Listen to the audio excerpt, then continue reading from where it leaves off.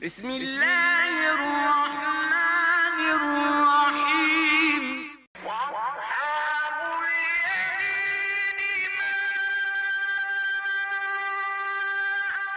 أَصْحَابُ الْيَمِينِ بسم الله الرحمن الرحيم الحمد لله وكفى وسلام على عباده الذين اصطفى أما بعد فأعوذ بالله من الشيطان الرجيم بسم الله الرحمن الرحيم ولا تنكحوا المشركات حتى يؤمنوا ولأمة مؤمنة خير من مشركة ولو أعجبتكم ولا تنكحوا المشركين حتى يؤمنوا ولعبد مؤمن خير من مشرك ولو أعجبكم أولئك يدعون إلى النار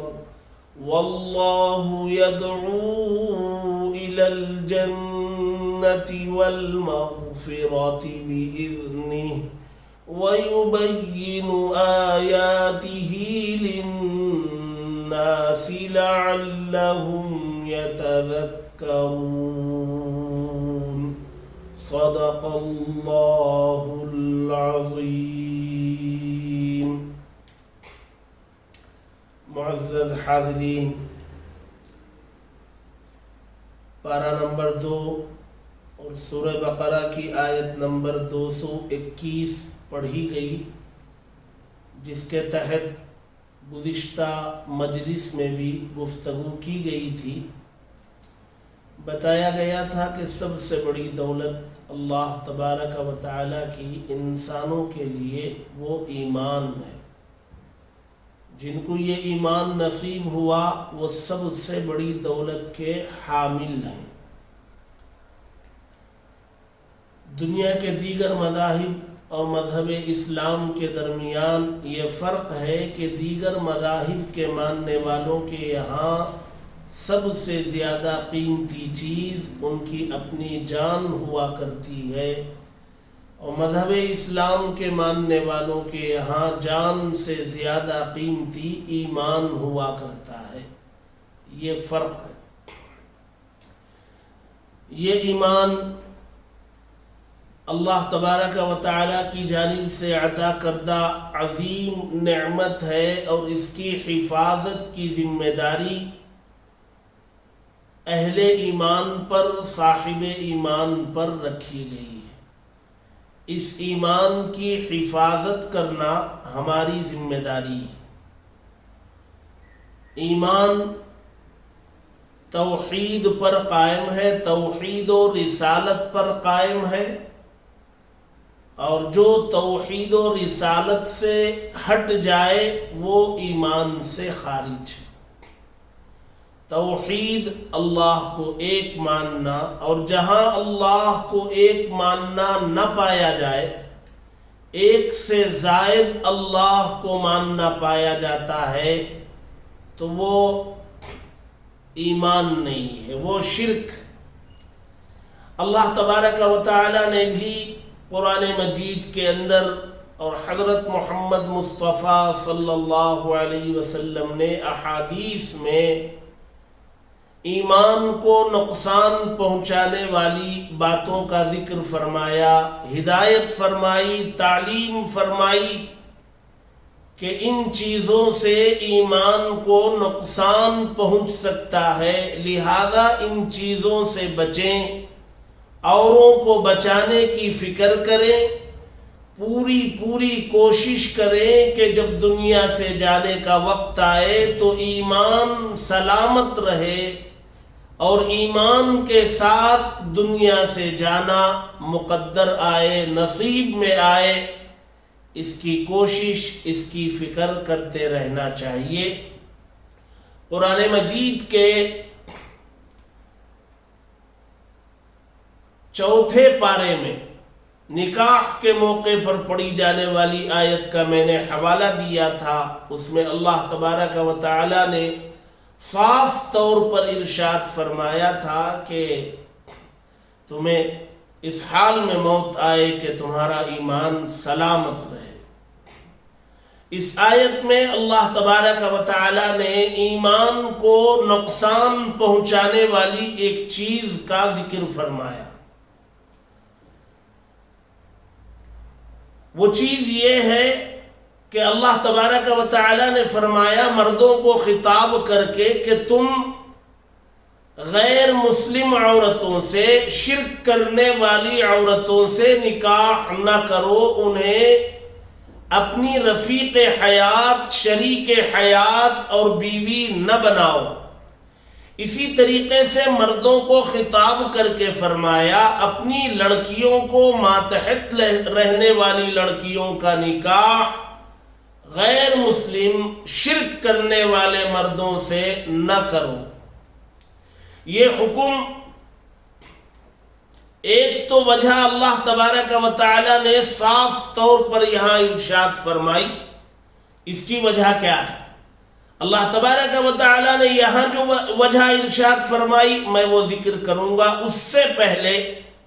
ایک وجہ یہ بھی ہے کہ میاں بیوی کا رشتہ اسلام میں بہت پاکیزہ رشتہ، بہت مقدس رشتہ. اس رشتے کی بقا کے لیے، اس کی مضبوطی کے لیے اسلام میں مستقل ایک نظام، اسلام میں شوہروں کے حقوق بتائے گئے، بیویوں کے حقوق بتائے گئے، ایک دوسرے کے لیے ہمدردی کی تعلیم دی گئی، ایک دوسرے کے مزاج کی رعایت کرنے کی تعلیم دی گئی، اور بہت سی جگہوں پر ہدایت دی گئی کہ نظر انداز کیا جائے، نرمی اختیار کی جائے، لب و لہجے میں نرمی رکھی جائے. یہ ساری ہدایات اسلام کی اس پاکیزہ رشتے کی مضبوطی کے قیام کے لیے. ایک مرتبہ ایک لڑکا لڑکی نکاح کے رشتے میں بندھ جائے، میاں بیوی کا رشتہ ان کا قائم ہو جائے، تو شریعت یہ چاہتی ہے کہ وہ رشتہ موت تک قائم رہے. اس رشتے میں کسی قسم کی دراڑ، کسی قسم کی رکاوٹ پیدا نہ ہونے پائے. اس کے مستقل ایک نظام اسلام کے اندر ہے. لہذا اسی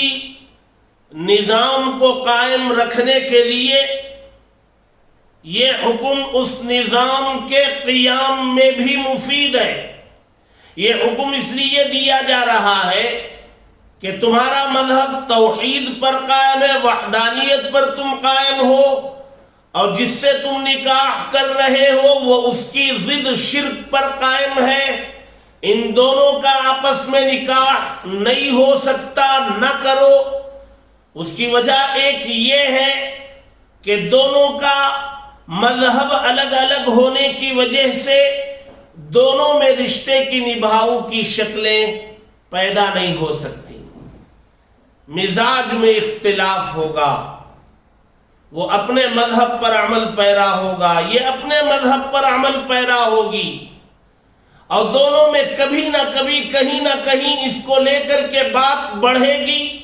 اور وہ بڑھتے بڑھتے یہاں تک پہنچے گی کہ وہ جو تعلق قائم تھا، جو رشتہ بنا تھا، بنایا گیا تھا، شریعت اسے قبول نہیں کرتی، لیکن اگر کسی نے قائم بھی کر لیا تو وہ رشتہ ٹوٹنے کا ذریعہ بنے گا. اور اگر اس سے آگے آپ چلیں اور ان دونوں سے اولاد ہو جائے، مختلف مذاہب کے ماننے والے اگر اس رشتے میں رہیں اور اولاد ہو جائے تو وہ اور زیادہ پریشانی کا ذریعہ ہوگا کہ اولاد کی تربیت باپ اپنے مذہب کے مطابق کرنا چاہے گا، ماں اپنے مذہب کے مطابق کرنا چاہے گی. اولاد کو لے کر کے یہ تناؤ بڑھے گا، رشتے میں استحکام اور مضبوطی نہیں رہے گی. بلکہ یہ تو مذاہب کے مختلف ہونے پر یہ بات ہے نا. ہمارے آقا صلی اللہ علیہ وسلم حدیث میں ارشاد فرماتے ہیں کہ مسلمان مذہب اسلام کے ماننے والے بھی اگر آپس میں نکاح کرنا چاہے، مسلم مرد مسلم عورت سے نکاح کرنا چاہے، تو ہمارے آقا صلی اللہ علیہ وسلم نے فرمایا تنکح المرأة لأربع، 4 چیزوں کی وجہ سے عورت سے نکاح کیا جاتا ہے، رشتہ کیا جاتا ہے. لمالها ولحسبها ولجمالها ولدینها، اس کے مال کی وجہ سے کہ عورت بڑی مالدار ہے اس لیے اس سے نکاح کیا جائے، یا اس کے خاندانی شرافت کی وجہ سے اس سے نکاح کیا جائے، یا اس کی خوبصورتی کی وجہ سے اس سے نکاح کیا جائے، یا اس کے دینداری کی وجہ سے اس سے نکاح کیا جائے. آقا صلی اللہ علیہ وسلم فرماتے ہیں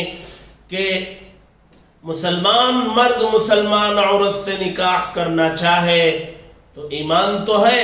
لیکن پھر بھی دینداری کا لحاظ کیا جائے. مال کی بنیاد پر نہ کرو، حسب و نسب اور خاندان کی شرافت کی بنیاد پر نہ کرو، خوبصورتی کی بنیاد پر نہ کرو، بلکہ دینداری کی بنیاد پر کرو. فاظفر بذات الدین، کا دینداری کی بنیاد پر نکاح کر کے کامیاب ہو جاؤ. تربت یداک، یہ ایک مذہب کے ماننے والوں میں مسلمانوں کے لیے بھی یہ حکم دیا ہمارے نبی نے کہ دین کی بنیاد پر نکاح کرو. کیوں؟ اس لیے کہ دین کی بنیاد پر کیا جانے والا نکاح وہ مضبوطی کے ساتھ قائم رہتا ہے، اس کے اندر استحکام رہتا ہے. باقی 3 چیزیں وہاں مضبوطی کی کمی ہے، کمزوری ہوتی ہے. مال کی بنیاد پر کیا جائے تو ممکن ہے مال کی وجہ سے اس خاتون کے اندر تکبر ہو، تعلی ہو، بڑائی ہو، یا خاندانی شرافت کی وجہ سے یہ بڑائی پائی جائے، یا خوبصورتی کی وجہ سے وہ شوہر کو خاطر میں نہ لاتی ہو اور شوہر کی غیرت اس کو برداشت نہیں کرے گی، ٹکراؤ پیدا ہوگا، انبن ہوگی. اب وہ بتدریج بڑھتے بڑھتے، وہ خلیج بڑھتے بڑھتے اس رشتے کے ختم ہونے کا ذریعہ نہ بن جائے. اس لیے رشتے کے دوام کے لیے، رشتے کی بقا کے لیے آقا صلی اللہ علیہ وسلم نے اپنے ماننے والوں کو حکم دیا کہ ان 3 چیزوں کی بنیاد پر لڑکی کا انتخاب نہ کرو، دینداری کی بنیاد پر کرو تاکہ رشتے میں دوام رہے، ہمیشگی اس کے اندر رہے. ایک وجہ تو یہ ہے کہ مذہب کے اختلاف کی وجہ سے نبھاؤ مشکل ہے. دوسری وجہ یہ ہے کہ یہ تعلق میاں بیوی کے درمیان ایسا ہوتا ہے اور کبھی کبھی اس قدر بڑھ جاتا ہے ایک دوسرے کی رعایت میں آدمی کچھ بھی کرنے تیار ہو جاتا ہے. جیسے مشاہدہ ہے کہ محبت میں بہت کچھ کیا جاتا ہے کہ اگر مشرکہ عورت کو اگر نکاح میں لایا جائے تو ممکن ہے کہ وہ اس مشرکہ عورت کے مذہب کی طرف اس کی طبیعت کا میلان ہو جائے اور اس کی قباحت دل سے نکل جائے اور وہ میلان بتدریج بڑھنے لگے. پھر وہ اس کی خواہش و گزارش پر وہ کام کرنے لگے جس کام کی اجازت شرعاً نہیں ہوتی ہے، تو پھر اپنے مذہب کے لالے پڑ جائیں گے. اپنے ایمان کو نقصان پہنچنے کا خدشہ یہاں پیدا ہوتا ہے. اس لیے اللہ تبارک و تعالی نے ایمان کی حفاظت کے لیے مسلمانوں کو یہ حکم دیا، مردوں کو خطاب کر کے کہا مشرکہ سے نکاح نہ کرو، اور مردوں سے خطاب کر کے کہا اپنی لڑکیوں کو مشرک مردوں سے کہ نکاح میں نہ دو۔ ہمیں اس ملک میں بدنام کیا جاتا ہے کہ ہم لوگ اس کی تحریک چلاتے ہیں، ہم غیروں کی لڑکیوں کو نکاح میں لانے کی تحریک چلاتے ہیں۔ یہ ہمارے اوپر الزام اس ملک میں لگایا جاتا ہے، حالانکہ ہمارے مذہب کی تعلیم ہے، مذہب کے اختلاف سے رشتے کی بقا ممکن نہیں ہے، یہ ہمارے مذہب کی تعلیم ہے، مذہب روکتا ہے، وہ الزام غلط ہے۔ اچھا، ایک دوسری وجہ جو اللہ تبارک و تعالی یہاں فرماتے ہیں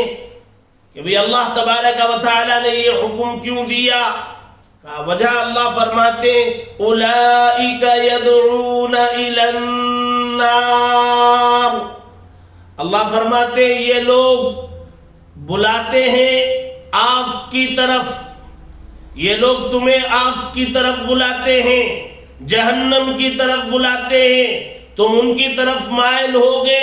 تو جہنم کی طرف جانے والے راستے کی طرف مائل ہوگے، تم ان کی طرف چلنا شروع کرو گے تو وہ راستہ جہنم پر جا کر کے ختم ہوتا ہے، اس لیے اس راستے پر نہ چلو جس کا اختتام، جس کی منزل جہنم ہے۔ اور اللہ تبارک و تعالی نے یہ حکم کیوں دیا، اس کی وجہ بیان فرماتے ہیں واللہ یدعو الی الجنۃ والمغفرۃ بإذنہ،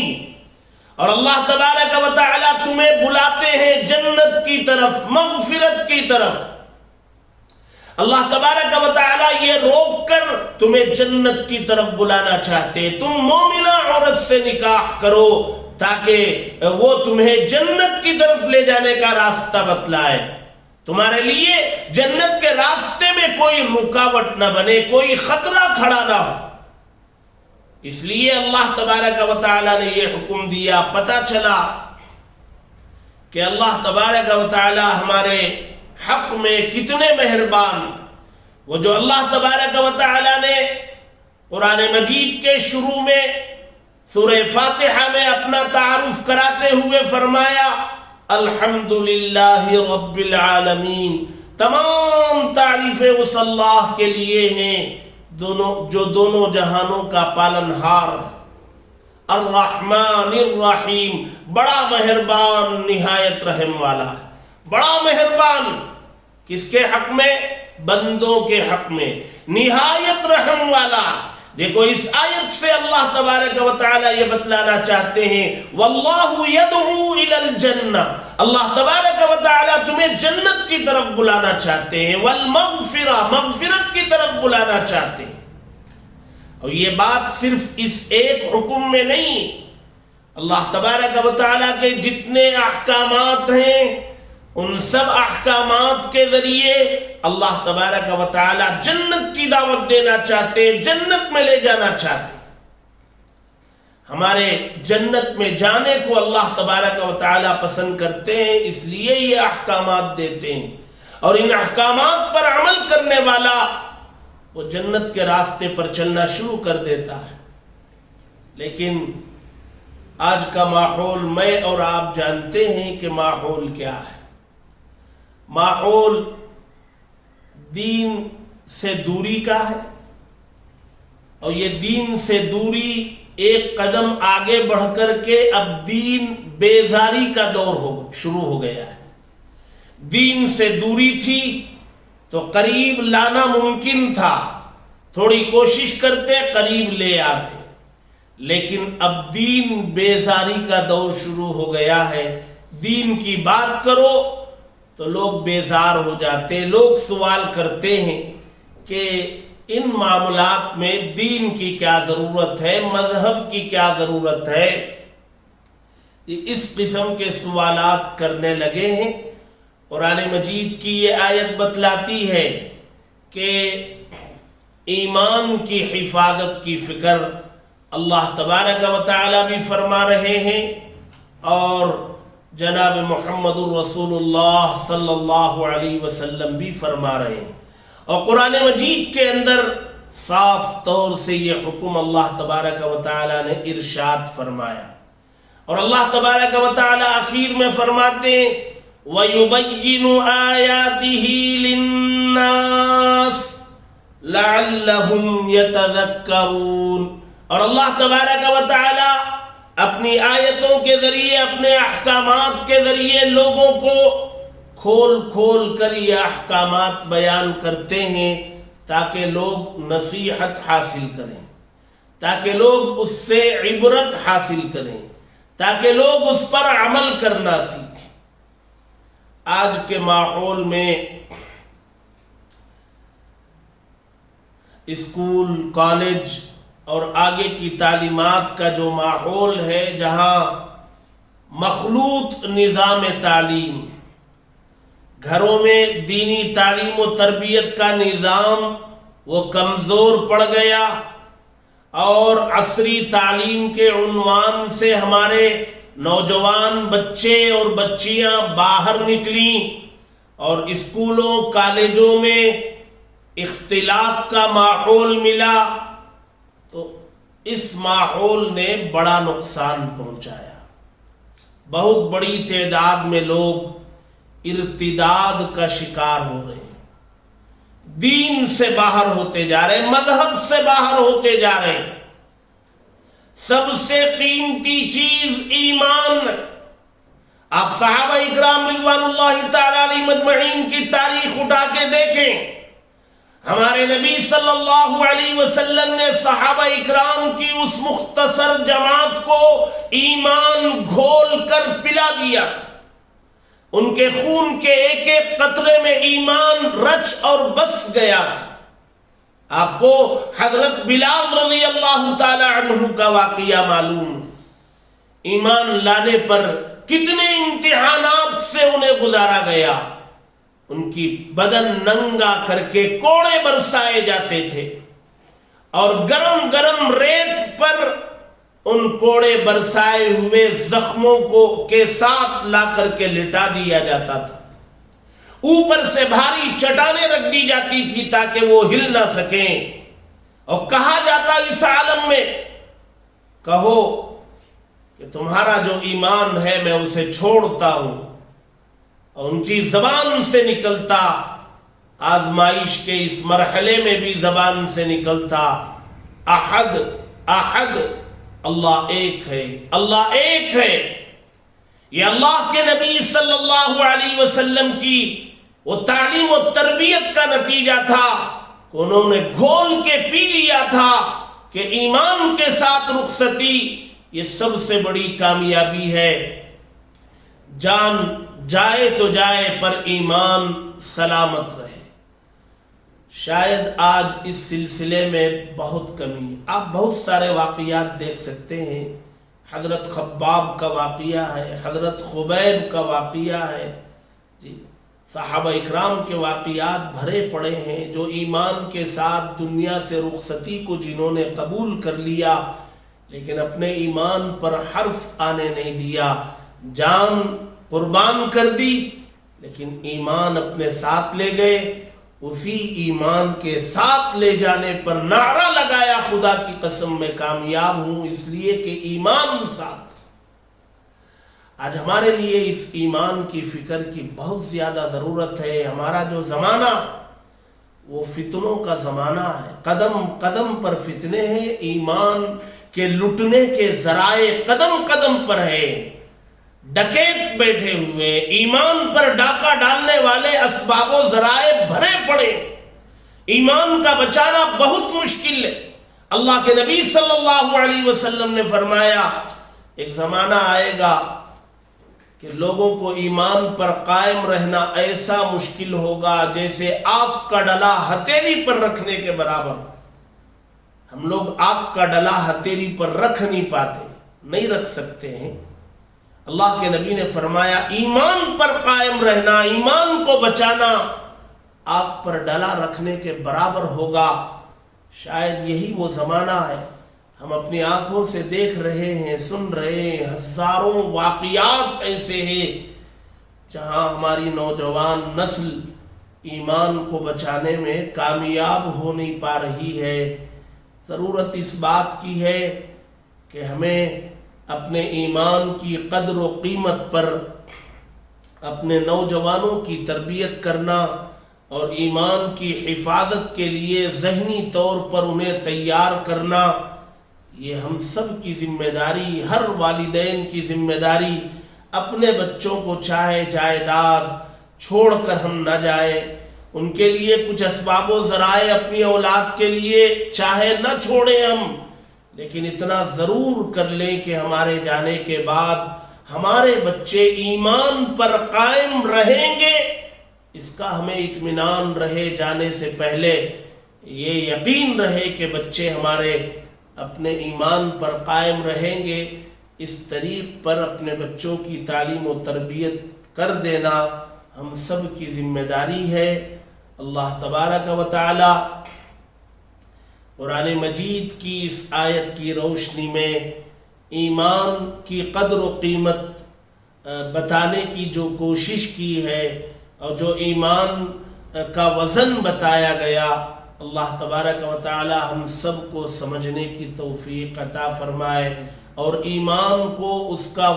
وہ جائز مقام دینے کی ہم سب کو توفیق عطا فرمائے جو اللہ کو اور اس کے رسول صلی اللہ علیہ وسلم کو مطلوب ہے۔ اللہ تبارک و تعالی ہم سب کو کہنے سننے سے زیادہ عمل کی توفیق نصیب فرمائے۔ وآخر دعوانا ان الحمد للہ رب العالمین۔ ربنا تقبل منا انك انت السميع العليم وتب علينا انك انت التواب الرحيم۔